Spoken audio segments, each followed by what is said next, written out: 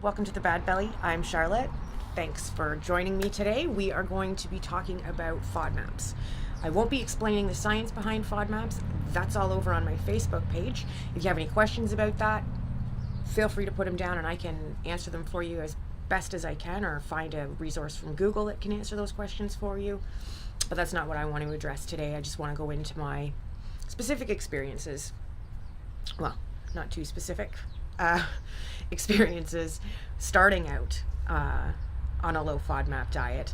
It's been 27 days now. I started on the 27th of August, and I did a little bit of journaling as I was going through the process to track how I felt. Initially, I had thought I would be publishing more of a written style blog than something where I was talking like this, but I think it's easier if I just chat. So I'm going to give it a go anyway. The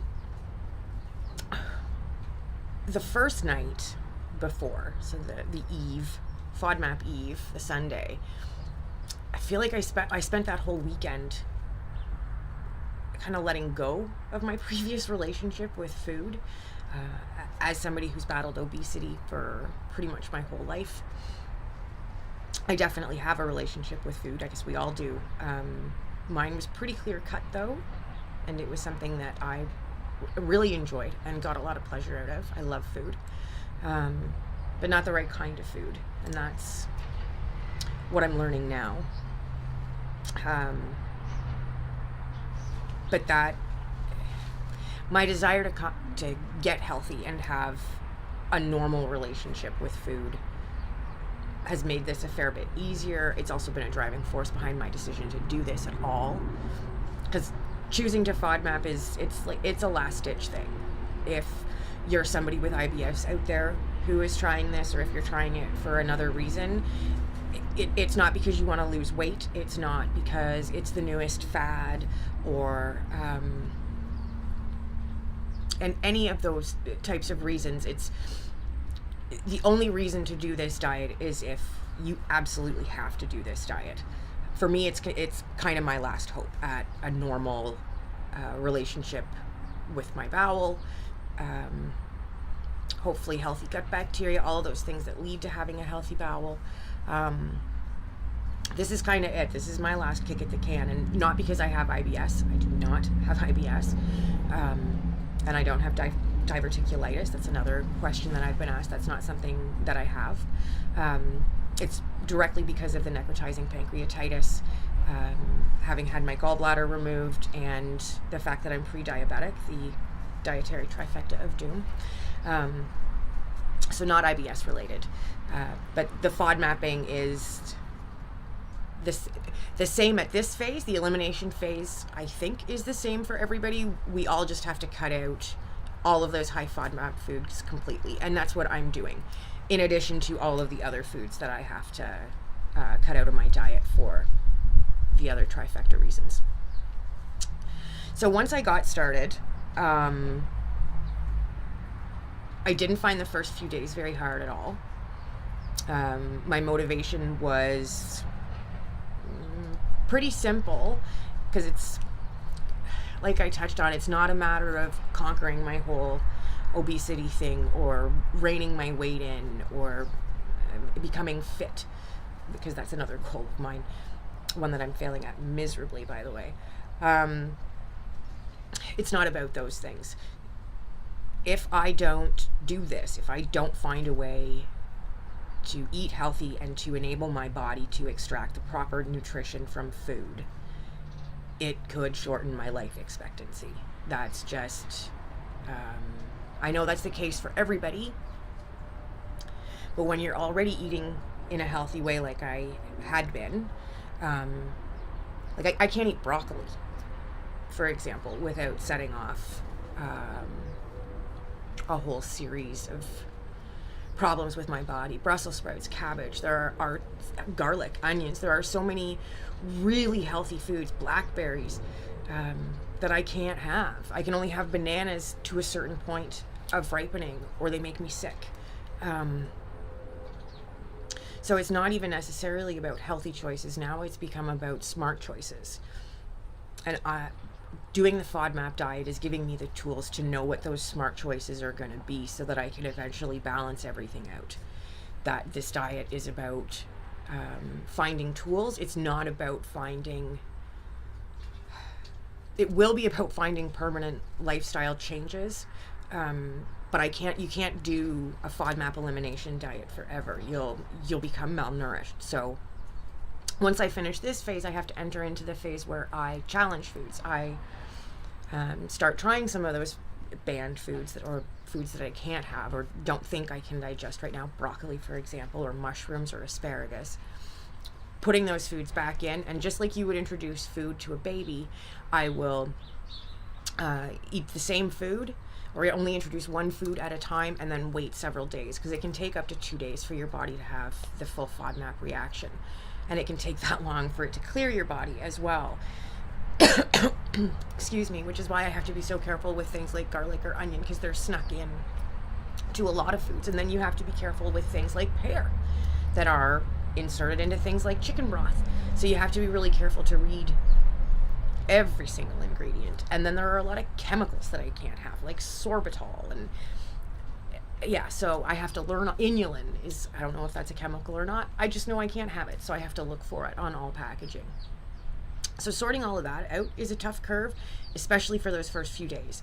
So what I did was I kept it really simple. I had turkey tacos with homemade taco seasoning the first day so that I could make it myself. I knew that there wasn't anything in it that was going to be a FODMAP trigger. I served it on for myself. My kids had tortillas. My husband had tortillas, but I had it on a lettuce leaf with just, plain tomato, some lactose-free sour cream, some lactose-free cheese. That also was a wonderful discovery at the grocery store, because I couldn't have, even the low FODMAP cheeses were setting me off. So once I moved to a low FODMAP lactose-free cheese, specifically a cheddar, a mozzarella, it's worked out quite well. So that was the first few days.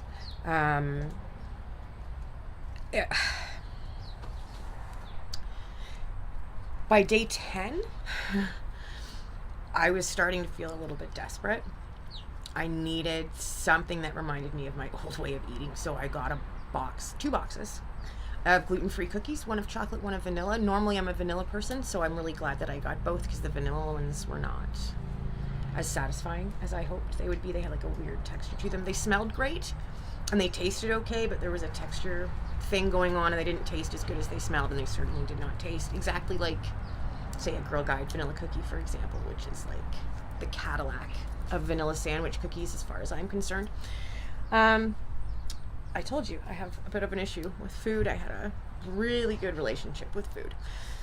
Loved it. So day 10, I bought the cookies. Needed the cookies. And then I was eating the cookies, but they weren't the cookies I wanted.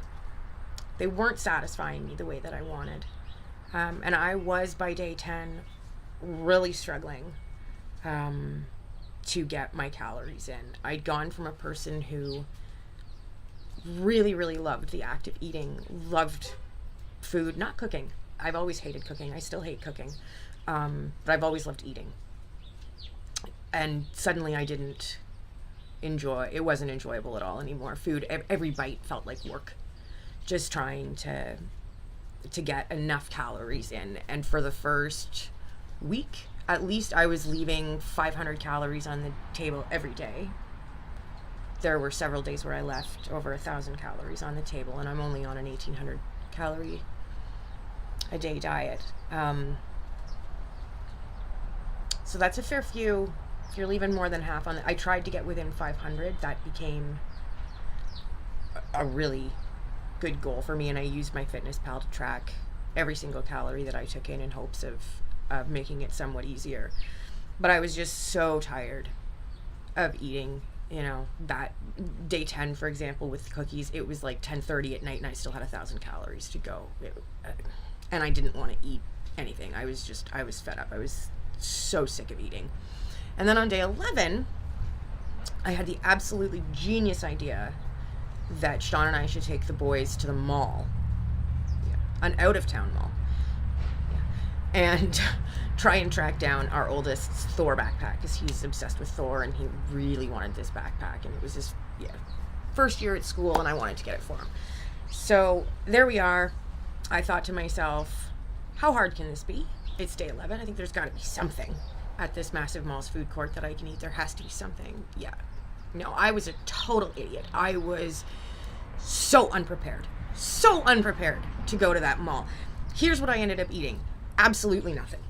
Nothing. Not one thing. I didn't consume a bite of food because there was no point. There was no point. There was nothing in that mall that I could eat. Well, there was. I just didn't have it quite figured out. Unless I wanted a plain bowl of like iceberg lettuce with some tomatoes on top with no dressing, it was going to be tough. Everything had garlic added to it. The plain chicken breast at all of the restaurants had garlic or onion added to it.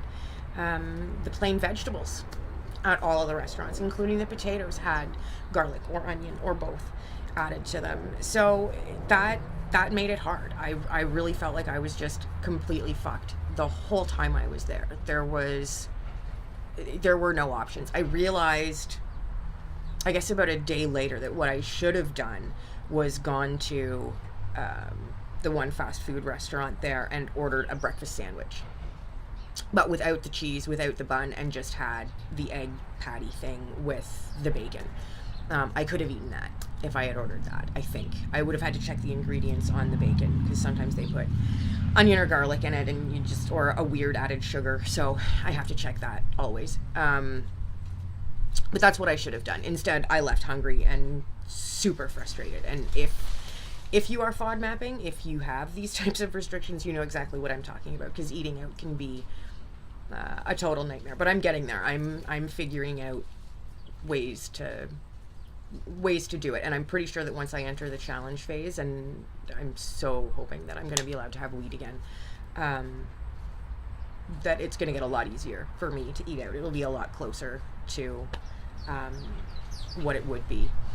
The good news on day 10, day 11, in around there, that week and a half mark, I had stabilized my weight, and I'd gone from losing a pound a day to less than half a pound a day.